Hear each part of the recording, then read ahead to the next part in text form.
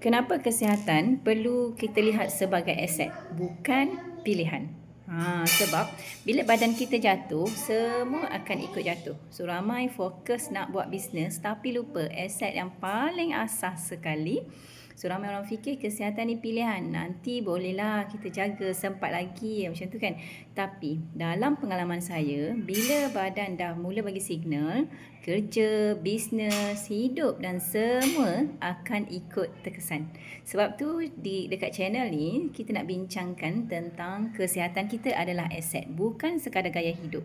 So kita hidup dalam dunia untuk menggalakkan kerja keras. So kita kejar target, kejar income, kejar tanggungjawab. Satu benda yang selalu kita tangguh, badan kita sendiri. Kita tunggu simptom dulu, kita tunggu sakit dulu, kita tunggu betul-betul perlu.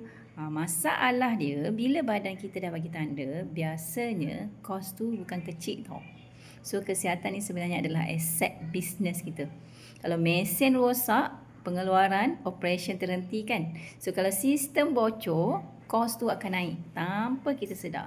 Badan pun sama, dia tak rosak tiba-tiba, dia akan rosak perlahan-perlahan, senyap-senyap. Kurang tenaga, cepat letih, emosi tak stabil, fokus menurun. Semua tu adalah tanda sistem badan kita dah mula overload. Okey, ramai orang salah faham. Mereka fikir jaga kesihatan ni untuk nampak sihat.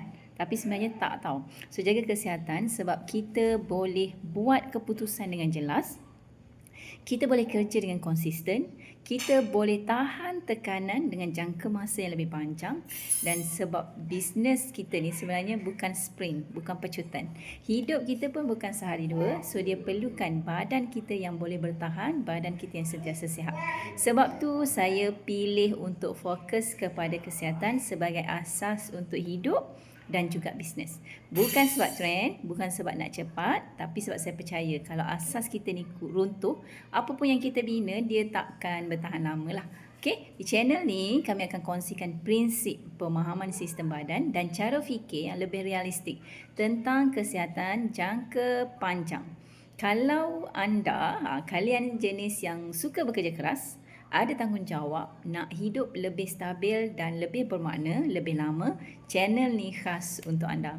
So subscribe kalau topik ni relevan. Kita bincang perlahan-lahan tapi dengan prinsip yang betul untuk menjaga kesihatan, keamanan dan kesejahteraan aset kita iaitu kesihatan.